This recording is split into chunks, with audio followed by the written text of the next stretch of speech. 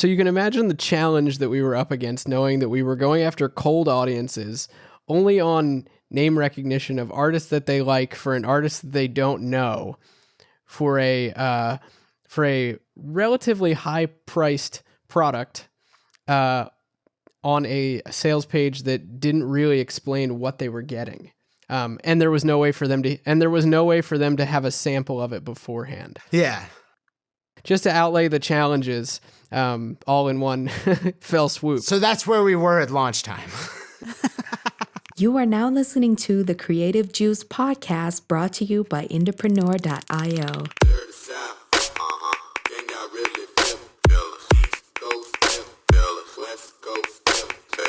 What's up, Indies? Welcome back to Creative Juice. I am your host, Circa. With me is Corinne and Jack of Indepreneur. How's it going today, guys? It's going great.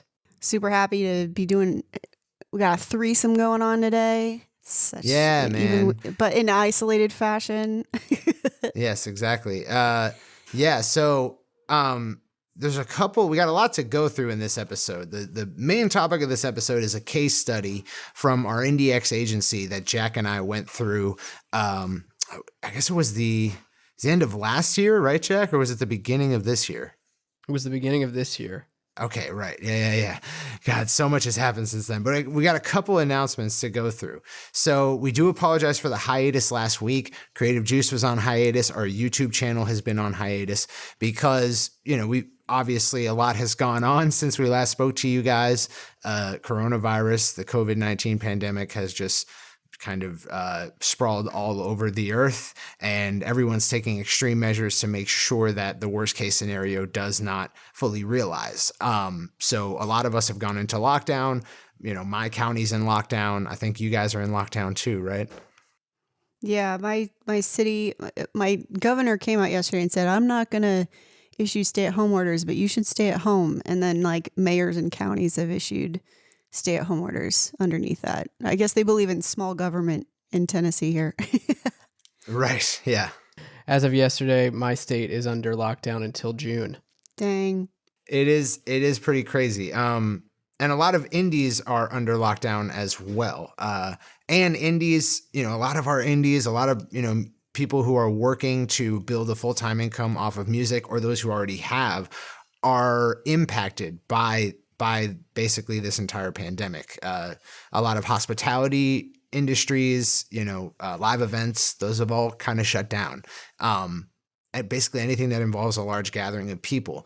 Now, for years we've been talking more about things that have to do with digital, that doesn't involve, person-to-person contact, but we do cover a bit of live show stuff, and we have a lot of touring indies, not only in our agency, but in our community.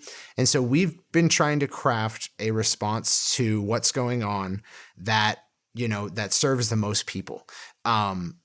We've taken a second to really consider it. We didn't want to rush out with a response to this, but we definitely wanted to do something to give, all the indies out there, anyone who's impacted by this, greater access to what we have to offer for free, for no charge. So we've got a couple of things in the works and a couple of things that have already launched. Number one, our indies group is now live to anyone who wants to sign up. If you're an independent creative and you've been impacted by this and you need a community of people who are already on the front lines building that sort of digital revenue for their music career, then I highly recommend that you go to facebook.com/groups/Indepreneur, and you can join the indies group. You can sign right up. There's over 3 years of questions and answers to tons of digital marketing, strategies and topics. There are live streams in there. There are videos. There's so much helpful info in there. It's all searchable. And then you can ask a question at any time. And there's everyone who's ever taken our trainings is in there. And they're all really awesome people and they're super helpful. So that's going to be a great resource for anyone out there who has been impacted by this, who is stuck at home and wants to learn. On top of that, we have a bunch of free resources already, but we are going to be taking some things from our membership and making them free for the month of April. That includes Indies Live Q&As. Indies Live Q&As, which is our weekly question and answer sessions, we're going to be making those public for the month of April. So those will be public on our YouTube channel, on our Facebook page, facebook.com/Indepreneur. You can get your questions answered when it comes to marketing your music career or just what to do during these times, that can benefit you in the long term. And then we're also going to be releasing a Facebook ads guide for free and doing live lectures for it, probably towards the end of April. And those will be absolutely free. Those will be public, so you can access all those. And then on top of that, I will be live streaming, answering questions at 1:30 p.m. on our Instagram, pretty much every week, every Monday, until we see some resolution from all this. So if you've got questions, we've got multiple places for you to get answers to those. And we're going to be opening up some free resources for you guys throughout the month of April. So that's our current response to what's going on. Don't forget, Circa. I'm also going live every Saturday, going over my 9-month release campaign, which it's more sharing my situation, but I'm there to answer questions for anybody who is trying to do this all digital, because I have to go all digital too. So I go live at 1 p.m. Central on Saturdays on the YouTube channel for about an hour or longer if people want to hang out. So yeah, we're trying to make ourselves as available as possible so that people can get, kind of get a leg up and figure out how to plan for the next however many months this lasts. But yeah, that's also, it's called Corinne's Corner, but that's also a thing. So we're going live everywhere, all the days. Absolutely. Yeah. And more importantly, like one of our main responses to this has been to accelerate all the things we had already planned to offer in this year. So we have a lot of giving back to do this year that we already had planned before all this hit. And a lot of how we're going to be giving back and making sure that people are taken care of during this time has to do with accelerating and working harder towards those initiatives. Things like our Indie Pro loyalty program, which will give, free access to Indie Pro to a lot of our longtime indies, new free resources that we had planned to put out, new trainings that we had planned to put in the Indie Pro area. Our goal is just to hunker down, work hard, and get those things out even sooner, in addition to removing the paywall on a lot of these resources that I've already gone over. So we're going to have more content. We're going to have more free resources, and it's a great place to hang out while you're inside. I really want everyone out there who's listening to stay at home as much as possible. Don't be a contrarian right now. It's not a good time for that, and we've got a great community for you to come hang out in and learn a lot and do a lot while you're inside. So that's our COVID-19 segment of the episode. That's over. On to the next announcement, which is, if you guys remember, very early on in this podcast, we interviewed the 502s, who had run a successful album launch, their first real outing as a band. And they had tons of fans all across the world from it, including a festival booker in Germany. From getting booked at that festival, they spun off a European tour. And as a result, the lead singer, Ed Isola, had to quit his job at the bank because obviously he couldn't just be gallivanting around, the world while he's holding down this job. It was very inflexible. So, cut to about a year after that, he did quit. He did go on that European tour, and he continued to tour. And we started hiring him as a contractor for agency because he ran a lot of these tasks for his own band. And, we needed his talent. He was really good at it. And that grew and grew. And recently we hired Ed full-time here at Indepreneur. I think it was about a couple of weeks ago we became official, or a few weeks ago. And that means that IndieX has space. And I'll let Jack talk about that. Yeah, so for indies who are listening to the podcast that may not be familiar with some of the other initiatives that go on inside Indepreneur week to week, we have an agency, a digital marketing agency that's geared specifically for musicians. And we work week to week with our artists at IndieX to help them accomplish their goals in their marketing. And we work with artists in all sorts of styles, from country music to rap to rock to pop, really, you name it. We've worked with it. We really and to YouTube stars and comedians, right? Yeah. We really work with we've kind of expanded even into, areas of creativity that allow us to really flex our muscles in some different ways and to help people get in front of the people that they want to get in front of and take things to the next level. So yeah, definitely YouTube creators as well. Yeah. And IndieX really has grown as an agency. It started off with us helping people who were kind of just starting out. And then we had a couple of people who were more advanced and didn't need to build audience, but were just looking to monetize. Now we've kind of filled in all the gaps. We represent people at a lot of different levels, but ultimately, the most help that we can give right now as an agency is if you have an audience and you're looking to monetize that audience through digital and merchandise-based, product offerings, recurring content, shoring up your email list, shoring up your data. These are all processes that are very high impact dollar for dollar when you engage IndieX. And we'd love to, as this case study that we're going over in this episode should serve as an example of, kind of that ideal scenario where we can do the most damage, but we're well versed in building audience from the ground up as well. It's just that right now we prefer to fill these seats with people who can get the most value out of it. Yeah, absolutely. I think one of the big initiatives is just for us to hopefully bring on more artists that are in a place where they're ready to take things to the next level. They've been putting in the work to really build up their audience, and those are the kind of folks that we really want to talk to and engage with. Like Circa said, we work with artists kind of all across the spectrum of growth, but we can really make the biggest impact here at IndieX with folks that have been, really putting the pedal to the metal and are ready to engage with an agency and work to take things to the next level. So if that sounds like you, we'd love to hear from you. Yeah. And I mean, those clients who come into us with a bit of a fan base already, and they have a large social following, or they have something going for them in the way of recurring content already. That's when we're able to just kind of divert power to monetization immediately instead of spending a lot of time building audience. And just put in those processes like that where you could be making money automatically, but you're not. It's just, systems and processes. So if you want to know more about that, you can absolutely apply for these open seats that we have at bit.ly/IndieX agency. That's bit.ly/IndieX agency. Now, if you are trying to build your audience right now and you're kind of starting out from scratch, I'll let Corinne talk about the seats that we have available for the next Indie Founder round.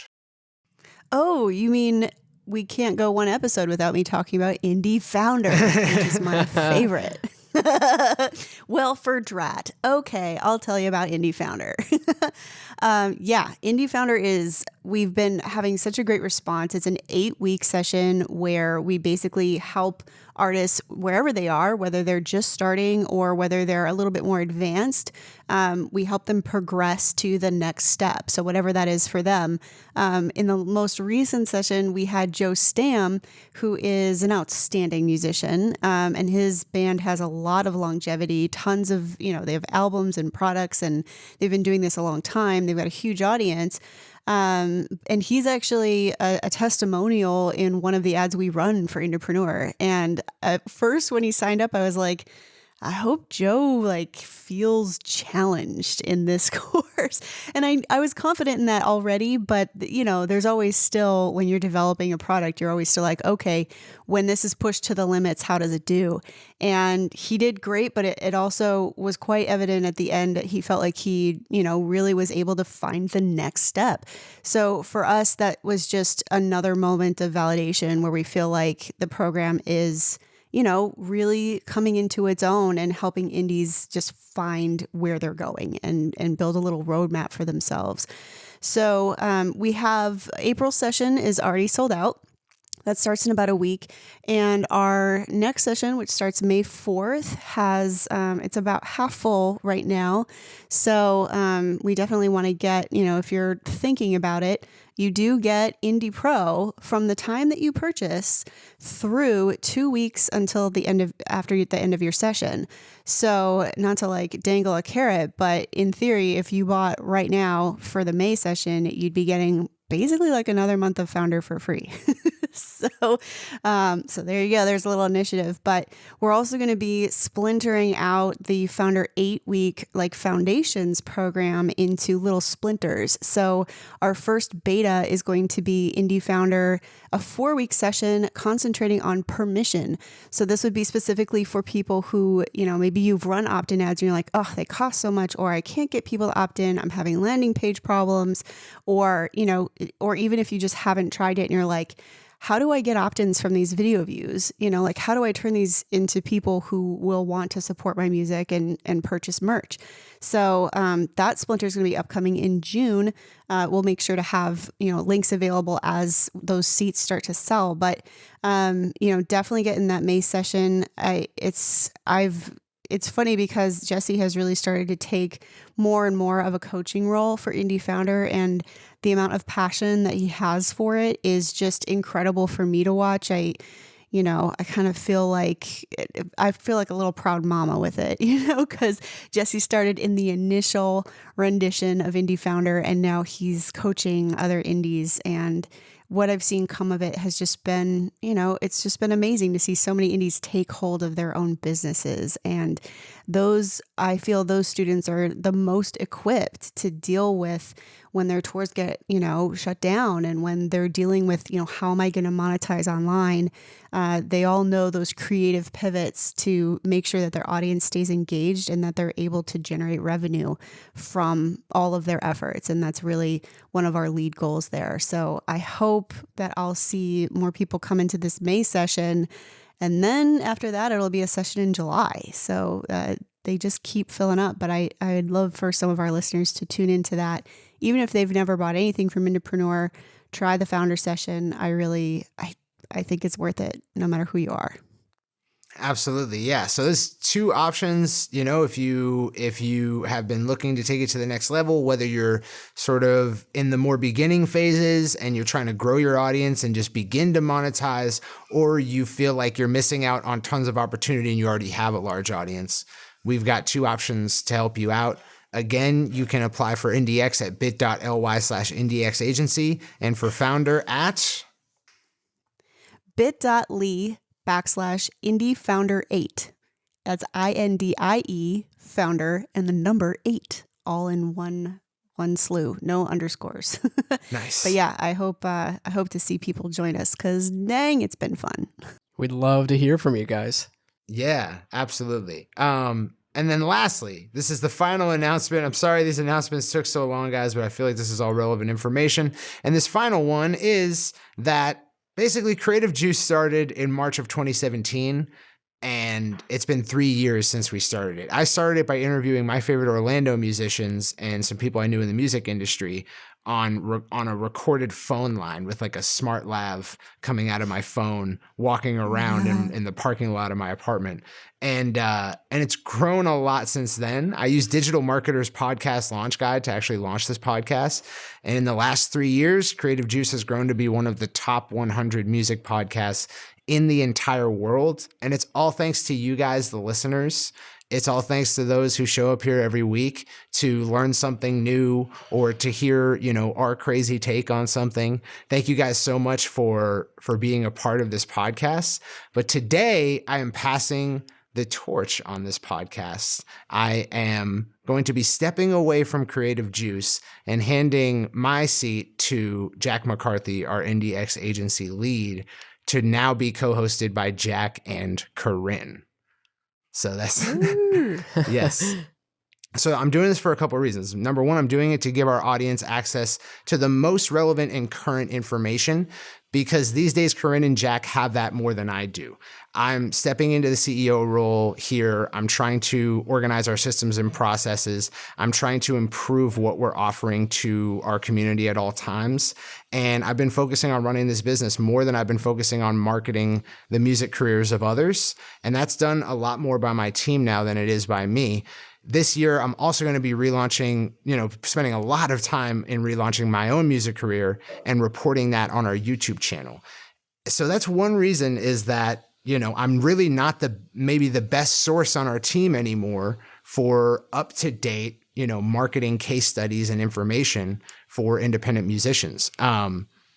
And that's just, a consequence of growth. But another reason is that it's a good tradition to have here at Indepreneur, so that we're always, kind of freshening the ideas and the perspectives. We're bringing in new minds that can contribute. And I'm sure one day, it'll be a different team than Corinne and Jack. There will be more people coming on board on the team, doing impressive things and having something to offer you guys. So I wanted to kind of get the ball rolling on a tradition of passing the torch to those new minds and to those new perspectives. I will be coming back. I'm going to be back a lot. I'll be back probably at least once per quarter to talk to you guys. But I thought that this was an important step to make now that we're in our 4th year. Yeah, I think it's an exciting perspective, and as Indepreneur spreads into more and more communication channels, we each have kind of found different places where we're, more passionate about different discussions and more passionate about different types of content creation. And if you're watching us on YouTube, or if you, even if you're listening through your podcast player, you probably know that Circa's been spending a ton of time in video. He's started to create content that we all look up to as far as video production is concerned. And, the YouTube channel has been growing really steadily. We're almost at 10K, so go subscribe right now. We're almost there. Yeah, exactly. YouTube.com/Indepreneur. It's seriously all you need to do. But, I think that at first, to be totally frank, when Cirque came to me about leaving the podcast, I was like, no way. Like, how will we even carry on without you? And that was honestly a thought in my head, but I feel as though, Jack is, we're constantly interfacing about different clients and different strategies that he's running. And I realized how much that Jack is really just in the weeds of all this stuff. Not only is he managing some of the accounts himself, but he's also overseeing both of our techs who are running under the agency. And so he just has his finger on the pulse of the things that are changing and shifting beneath our feet. And digital marketing is something that does that. It will constantly change. Policies will change, and sometimes big changes like what Facebook did recently with broadcasting and ManyChat and the limitations that came with that. We had to get really creative. And so I see the podcast as now being a source of, when we have to make these little shifts and changes, no one's going to catch it faster than Jack does. And I think that's really something that indies need. So I'm really happy that we're going to have, Cirque obviously still reporting on his cool creative process with the grounds on the YouTube channel, and, doing a lot of other gear reviews and even more insights into the industry on that side of things, but also to have Jack and, his voice and his perspective added to this podcast, because I really think that his knowledge is so just up to date and current. It's, really going to contribute something to the conversation here as well. Yeah. And like, you guys really should, it's time. This is like a trend that, I want to open up a lot of our content channels to some of the brilliant minds that are on this team. We made that first step bringing Corinne on the podcast back in, I think, 2018 or late 2017. And now we're doing it again. And I want to do it. Yeah, I think it was like episode 30 something. Right. Yeah. And I was like, how am I even going to do this? Totally. Yeah. And it's like, there's so much talent on this team, not just with Jack and Corinne, but with Jesse and Ed and, and Gracie and Kenny and Andrew and all of the people who are contributing to Indepreneur on a daily basis, and Cup and yeah. So like, it's just. And now the Dropout, our new website dev who is crushing. Exactly. Yeah. So that like, definitely, I don't want these things to stagnate. I want there to be fresh blood, able to give you guys kind of the more than I alone can give ultimately. Right. Yeah. And I credit you, Cirque, for being able to recognize that, because I think that it can be difficult to build something up like this podcast, like your little baby, and then be like, and here you go. I think that's a tough decision. I know you didn't take it lightly, but I agree. I think that there's so much talent on the team, within the agency and within our community specialists. I mean, it'd be, it'd be a shame not to highlight all of those things. So hopefully, and we stand by kind of the idea that you don't just post the same content on every single channel. Not every audience is the same.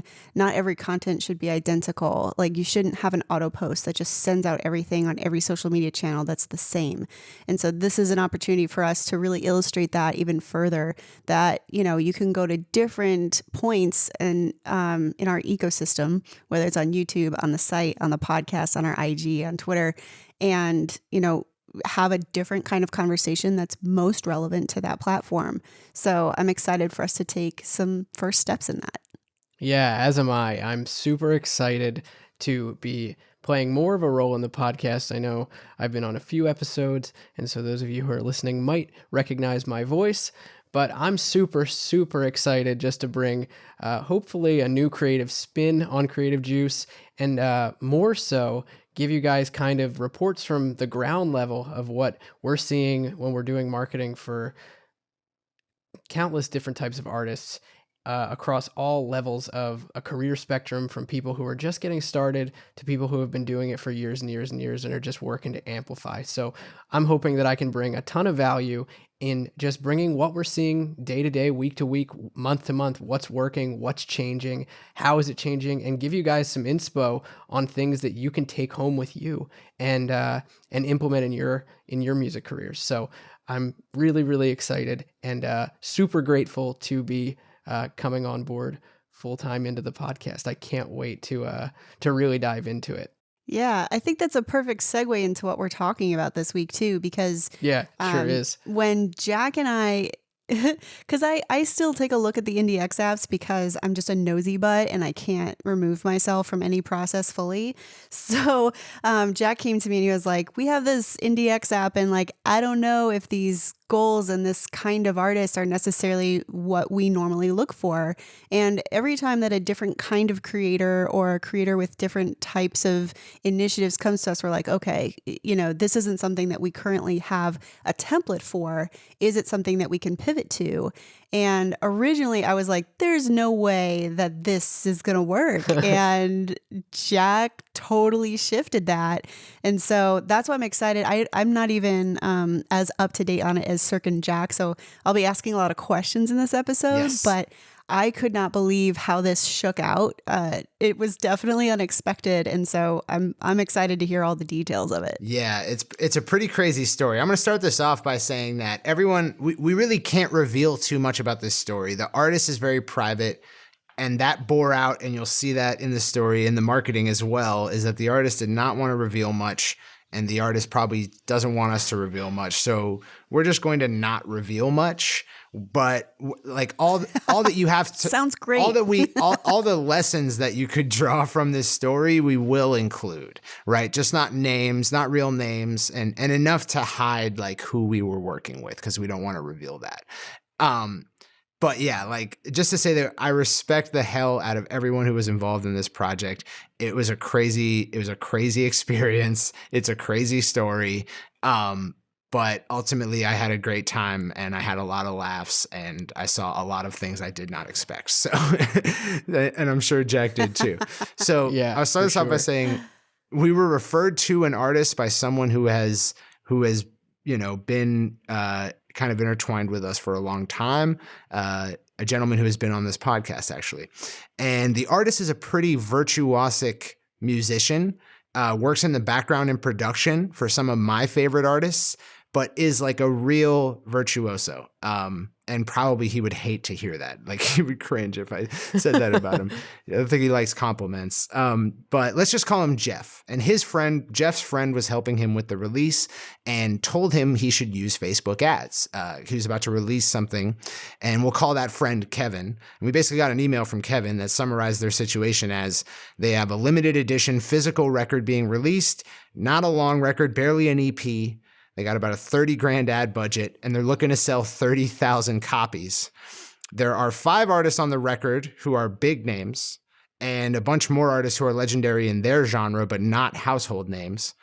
And the record's coming out next week. So how can you help us out? Cue panic. Yeah. Next week. Yeah. Yeah, exactly. at first, Jack, he told me about this. He was like, yeah, they're like, it's coming out next week. And I was like, there's no way we're going to take this. Right. And Jack was like, well, I think it's also worth saying that a lot of the initial hesitation came from the fact that the artist that we're referring to, like Circa said, was working mostly in the background with other artists. So in terms of having a discernible fan base for themselves, they didn't. We were working with zero social, zero email list, zero anything. Virtually no web presence at all. So no retargetable audiences to work with. So you can imagine we were really working with a blank slate, which gave me much pause. When you say I want to sell 30,000 records, I want it to cost $1 per record, and I'm starting from zero. That's a tough. It's a tough proposition. Oh, and it's a week from now. Oh, that's that's no small feat either. Yeah. So yeah, it was pretty nuts. Jack and I were basically ready to go in there and just say, look, we want to help, but we probably can't. Like, not only can we not guarantee it, but we don't anticipate that it would work. And we usually plan these types of things out months in advance. And that's when there's an audience. There's no audience. You got this name recognition from all these features, but ultimately, there's a lot going against this. We probably, we're just going to have to pass on this one. But we had a great talk with Kevin, and he was basically kind of asking us at the end, like, look, I understand that this might probably not work. I just want some help. I've never run Facebook ads at this scale. I just want some help. Like, can you guys help me? And I was like, damn it. Like it's going to happen with or without this. So, and so we basically ended up arriving at like a consultation kind of thing, like coming onto IndieX as a block, but just for I think it was like a month and a half of like consultations. And that quickly got eaten up by not consultations. But ultimately what happened was, I was traveling to Nashville at the time to visit family.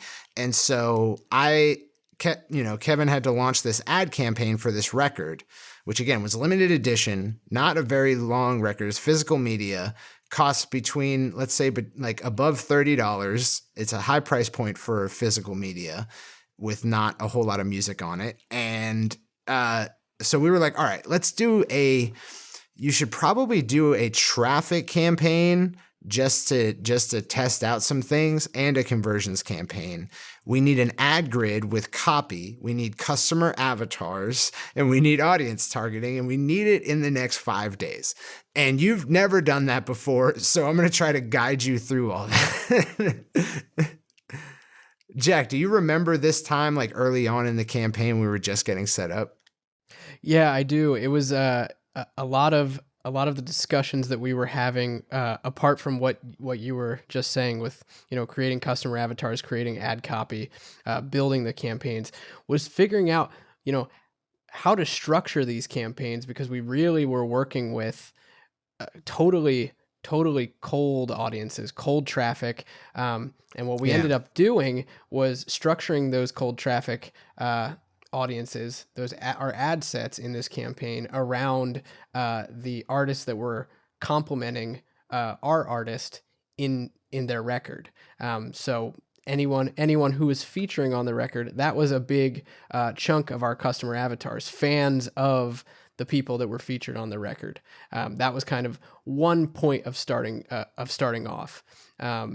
What a unique opportunity, I mean, there's not a lot of artists who get to do that, just have like big names on their record as in their debut, unless it's like a label, like when Nicki Minaj was coming up or Lady Gaga was coming up, right? Like their labels facilitated collabs. Like Lady Gaga's first record had Beyonce on it. Like, who's going to get that? Yeah. You know what I mean?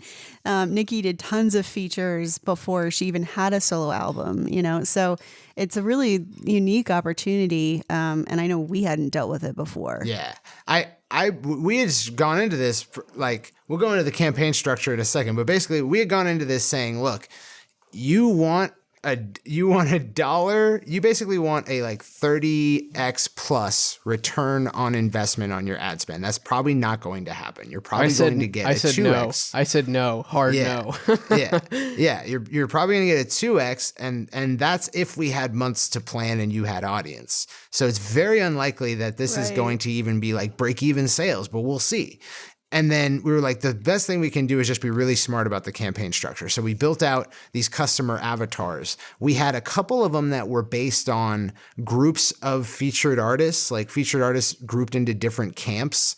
And then the genre, which is a nerdy sort of genre. And then like, you know, if you like it, you really like it.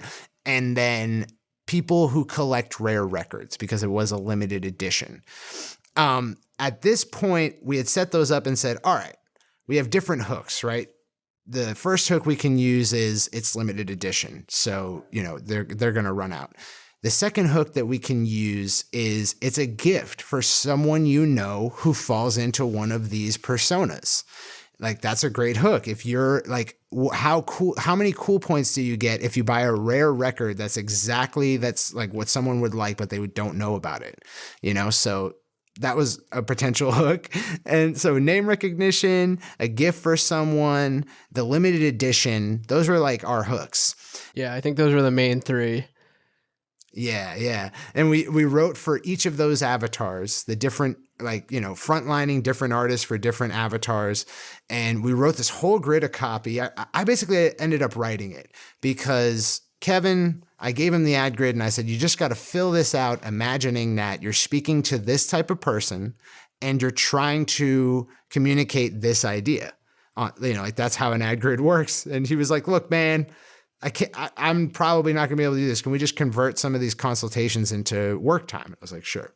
This was on a Saturday, by the way, that this happened. I remember on Monday, you hit me up and you were like, hey, this is what I did. Saturday didn't work out to be a call. So it was a lot of fast movement. Yeah. Yeah. And I ended up writing it on the phone, and then we created, or I wrote it, and then we had a phone call, me and Kevin, and I was on the hotel computer and the internet was terrible. It was so difficult. And so we built the audience targeting together in Facebook Business Manager. These names that were on this record, like, I mean, if you put all the names that were targetable into one audience, probably north of like 30 to 50 million. Like it's a lot of people who like these artists.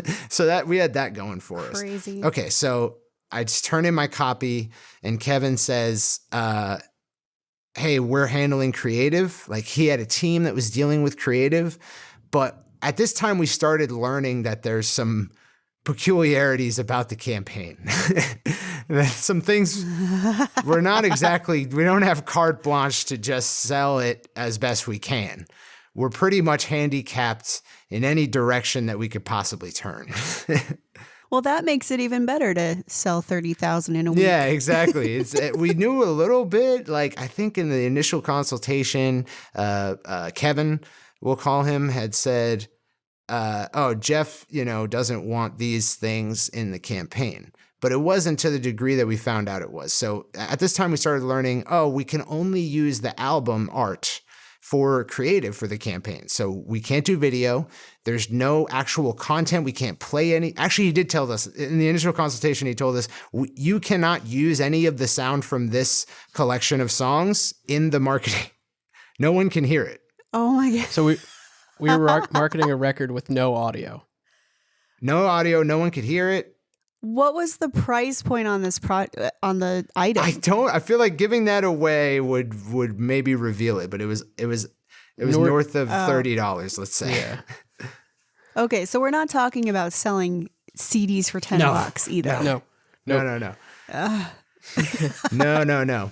I'm just like cracking up over here. So that's when I delivered my copy, that's the world I was living in. On Sunday when I woke up, the world I lived in it changed dramatically. I was told that, hey, none of this copy is okay. None of the copy you wrote, we're going to be able to advertise with. So the artist, who we'll call Jeff, did not like the copy because it was too salesy. Now, Jeff and I locked horns throughout this entire campaign, but I respect the hell out of who we'll call Jeff.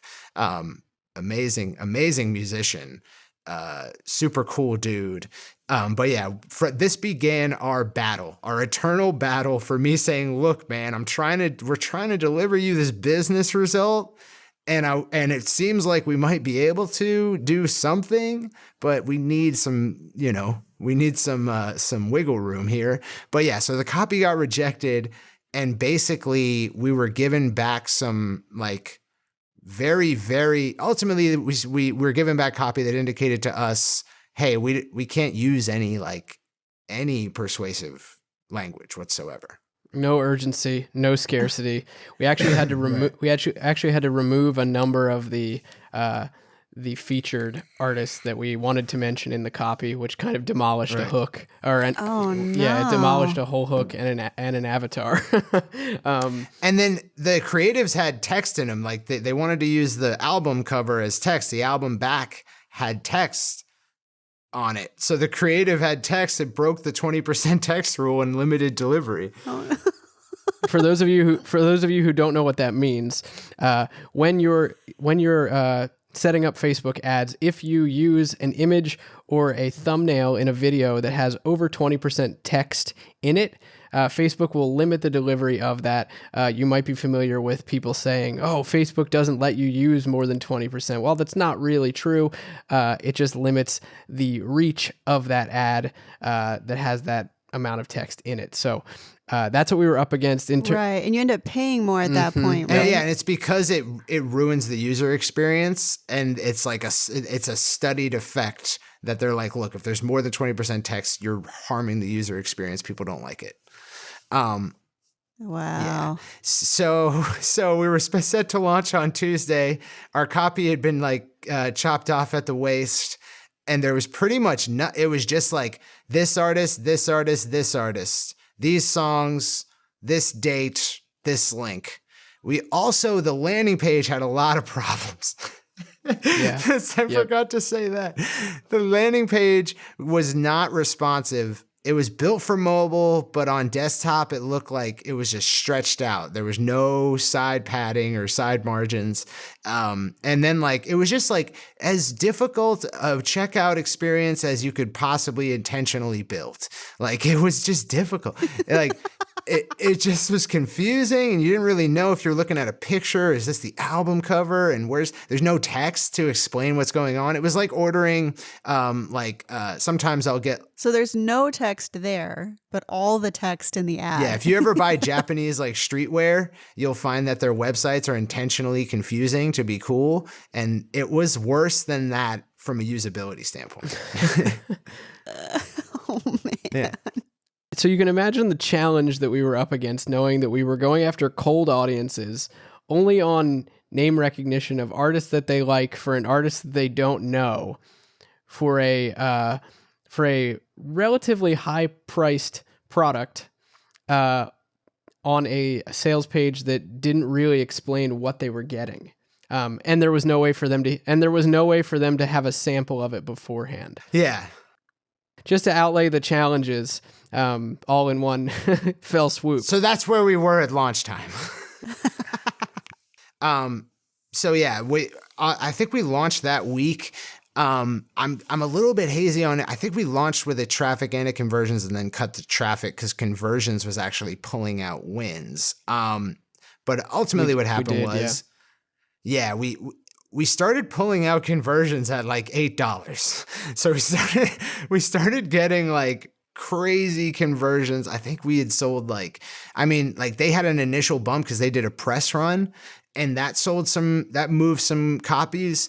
I think we started off with actually, let me pull up the data, but we started off with, I think it was $5 to $7 conversions, CPAs. We were seeing a 6 to 7x ROAS, and we were spending between 80 and 100 a day per ad set. Yeah. Crazy. Yeah, it was nuts. So it started converting, and that's when we got on the phone with not only Kevin, but also Jeff. And that's when Jeff and I first spoke. And I got to learn a lot more about the peculiarities of the campaign. So I was like, look, you guys are getting these conversions, and there's a couple problems, some of which had to do with like, there was a lot of, Kevin fiddled with the campaign a little bit in the beginning. He didn't know that that was going to be a problem in terms of like the optimization. He was just trying to scale as quickly as he could, but that kind of made things a little bit difficult to read and a little bit wonky when the campaign was launching. But ultimately we got on the phone with them and I was like, look, here's some things we can do. One, we need retargeting in place. Two, we need more copy and more creative, for the love of God. And then three, we need lookalike audiences and we need to start drilling into those. We need to do retargeting at the Shopify level, like, cart abandonment retargeting with email. We need to optimize this landing page. And then like, I think that was it. That was my list. And I was like, look, it's better at this point if we keep the remaining, like, I think we had eaten up a lot of the consultation time at that point, but I was like, we should keep those remaining consultations and you guys should just grab an hour of time and we will work on this campaign at an agency level to get those things done. And that's when I started talking to Jeff about the copy and learned like, oh no, he really doesn't want us to use any adjectives. Like he actually said that. He was like, I don't want you to use adjectives. I think he said, don't think happy birthday, think it's your birthday. I was like, oh my God. Oh my God. Oh my gosh. It was like a marketer's worst nightmare is like having to deal with that situation. But then we kind of arrived at this like MO working together of like anti-copy, like drive up the mystique, drive up the curiosity with this anti-copy approach. And so I think I resigned to, Jack and I would like knock out these sprint tasks and rewrite some new copy ideas with anti-copy. And I guess that's where I'll put a pin in this and we could, Jack can chime in or Corinne can ask any questions. Wait a second. So is anti-copy a thing or like, did you kind of create that term? I've heard it before. I've definitely heard it before. Yeah. Anti-copy is a thing. You remember that Peng Joon ad? Peng Joon had an ad that was like, blah, blah, blah, blah, blah, big challenge, blah, blah, blah, blah, blah, turning point, blah, blah, blah, found this method, blah, blah, blah, sign up for this webinar, free training. And people were like dying and like literally like, so just so people understand, he literally put in blah, blah, blah. Like he was making a joke about the kinds of copy templates that marketers use in their ads. Yeah. So there wasn't stuff in where we're saying blah, blah, blah. He literally was joking about the stuff that people put in ads. It's like doing the opposite of copywriting or just going the other direction with it. And you can do that in a lot of different ways. Right. Well, we had seen, because ultimately we were projecting this. They had 30,000 copies to sell. We're talking about like millions of dollars in potential, like the potential of this campaign was millions of dollars for not a whole lot of ad spend. Right. And we could have we saw an opportunity to scale and create a real case study as to like, look, if you've got name recognition, if you've got something going for you and you've got a product to release, we can kill big campaigns. Like we know how to scale, we've been working on it for a long time. Right. We know our shit with Facebook ads. So like, this is an opportunity for us at the end of the day. They presented us with a real opportunity to like show and prove at a more like launch style level. Yeah, that's insane. Yeah. It's cool though, because I think it's a definite, because we, on this podcast, a lot of times we highlight the things that we think people should do and the things that we think they shouldn't.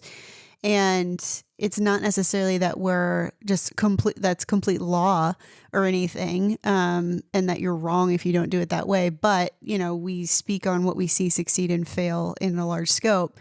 And so you would think, I would think, if I didn't know our people better, that the agency would have basically that standard where it's like, look, you need to operate within these parameters or we're not going to be able to do this and we're not going to take it, And it's cool that you guys were like, all right, well, let's just, make the best of what we got here and see how far that pushes us creatively to do things within marketing. And I think that's, if there's a takeaway from this, like that's the cool part is that, we're always telling artists like marketing should be as fun as creating music because you're creating within the marketing platform. For sure.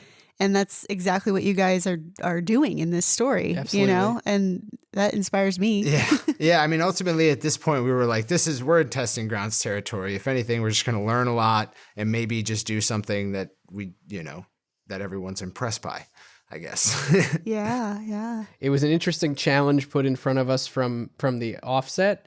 And as Cirque mentioned, as the as the campaign implementation continued to present more challenges in terms of what we had flexibility on being able to do. So it was challenging and really interesting and pretty creative. And Cirque and I had a lot of laughs throughout the process. Ultimately, after that meeting, I rewrote all the copy as anti-copy in the same ad grid with no adjectives whatsoever. And it also got How do you make sentences without adjectives? you just have to state facts, basically. Just facts. It's facts, yeah. Oh, wow. My retargeting ad grid for that was probably the most factual retargeting ads I've ever written. Yeah. There was no urgency, no scarcity. It really wasn't much of a push. Honestly, like if you didn't know what you were clicking on, you may not have even known that it was a retargeting ad that you were seeing. You might have just been like, "Oh, I didn't see this before." It might have just been totally new to you. Almost no recognition. Well, here's the thing. At the end of that meeting, I basically left them with like, look, I'm going to rebuild this copy. We're going to get a new campaign running with lookalikes. And what happened was at that point, I was like, what's the limit of these records? How many are you going to have to sell? Is it 30,000? And they said it's 50,000. So I was like, okay, 50,000. Gotcha. Because maybe we could sell all of them. Who knows? The press is starting to die down, but if we can scale this, like we could maybe pull that out. So and then there's like the opportunity of running the press they're getting as creative, and the opportunity, like there was famous people commenting on Instagram saying like, I need to get this record. And so we were going to use that as creative. So there's all this opportunity ahead of us.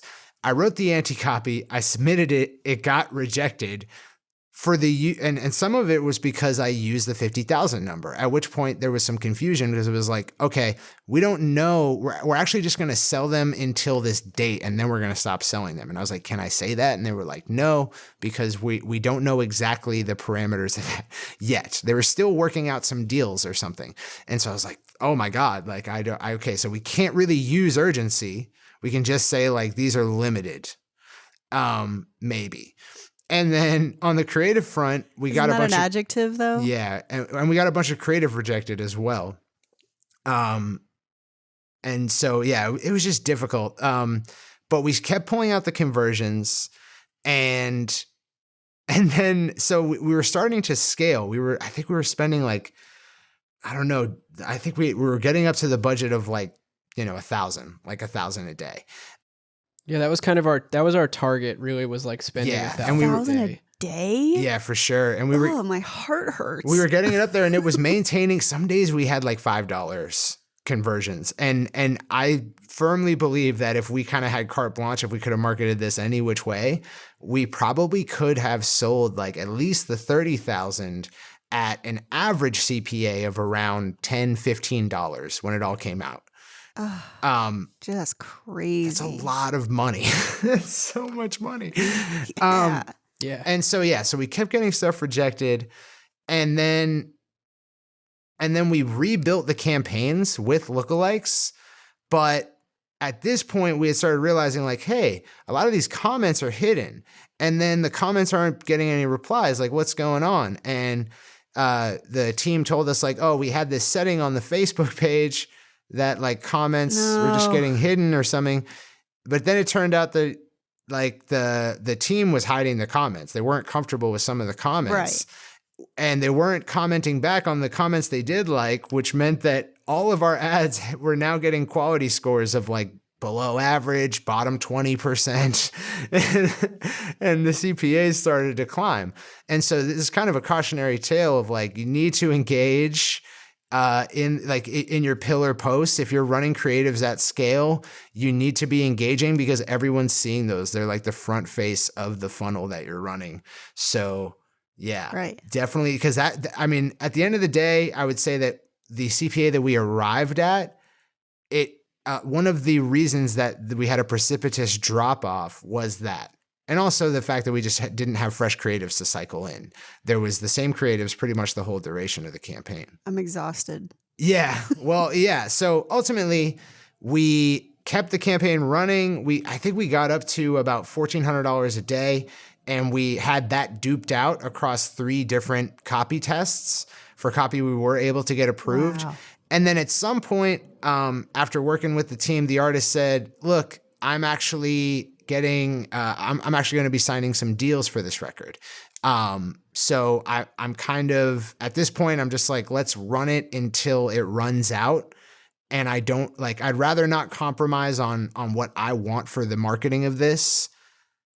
And like, I don't have to now because I've got, I've kind of like hit the financial goal that I had for this record. And so we were like, cool, man, that's fine with us. I mean, like, we've learned a lot. We were able to sell like almost $250,000 in records in a very short time Holy frame. crap. Yeah, it was nuts. And so That's insane. So it was kind of like, look, if you guys ever want to do anything with all this purchaser data that we've created, or if you do like another release, or you're doing a tour, like, hit us up. We've got some hours on the books. We'd be happy to move the chains on that for you and jump back in. But yeah, at that point, like, so ultimately, I think we got up to, I don't have all the purchase data in front of me, but I think we drove like close to 1,000 purchases in like a 2 or 3 week time frame with those campaigns. What I'm seeing here, I have some of the data in front of me.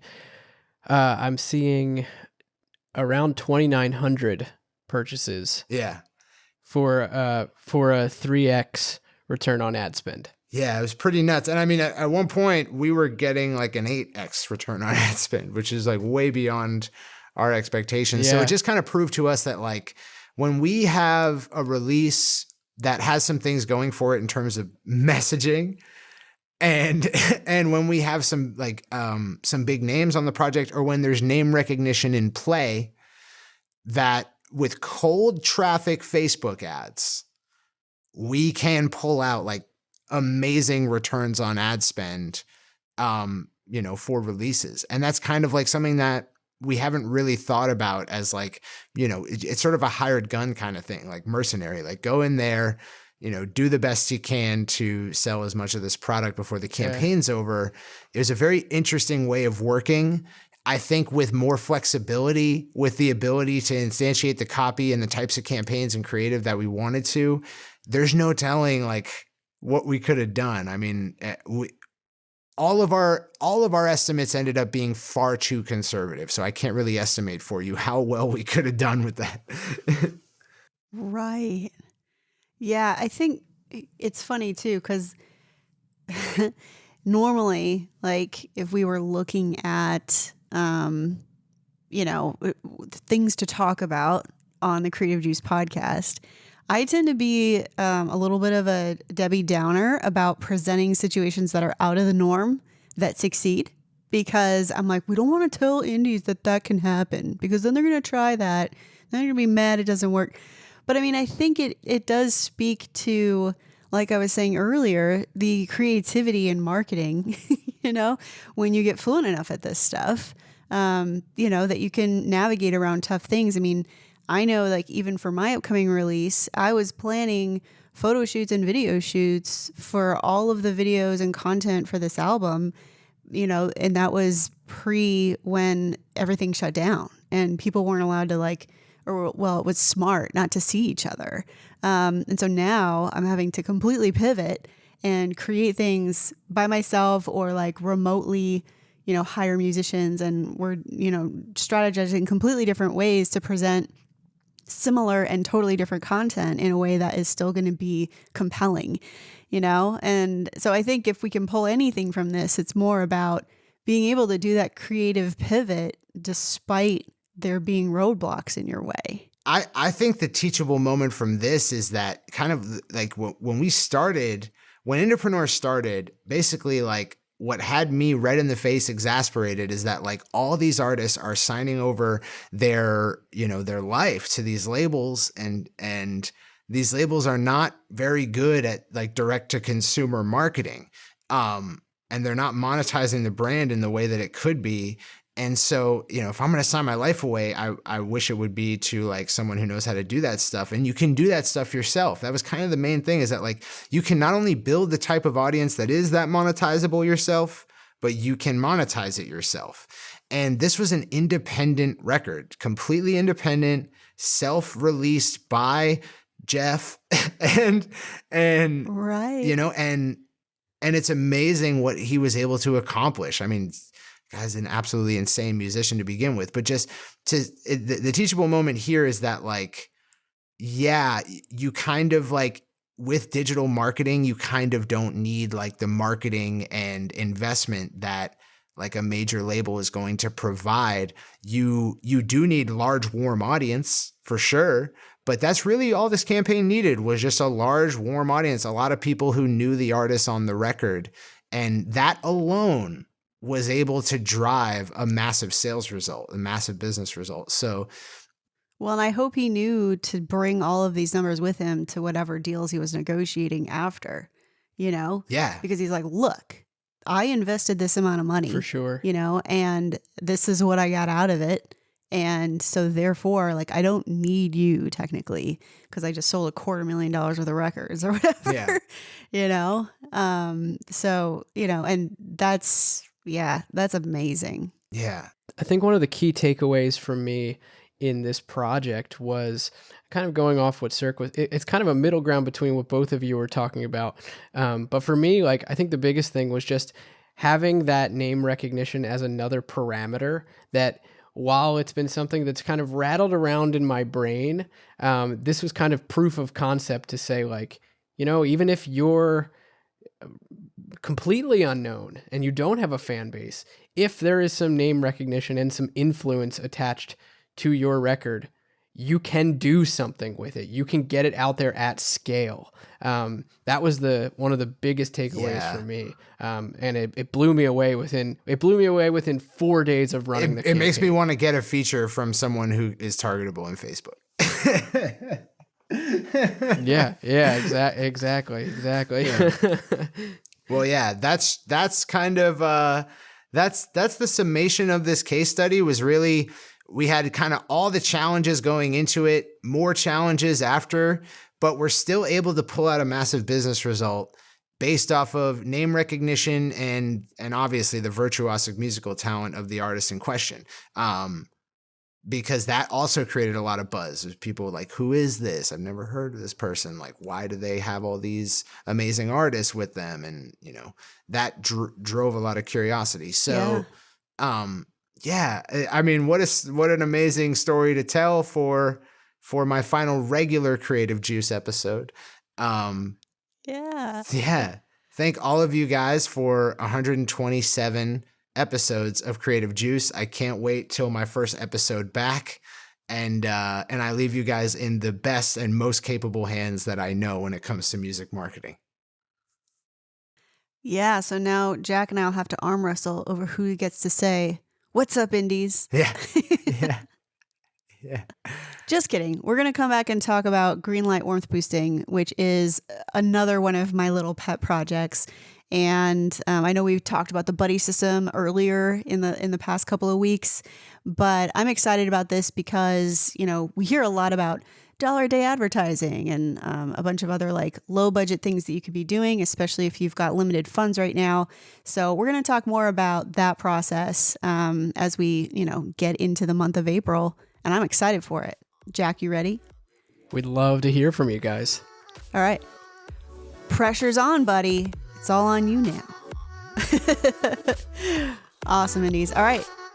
Yeah. All right. Well, Jack and I will see you next week on Creative Juice.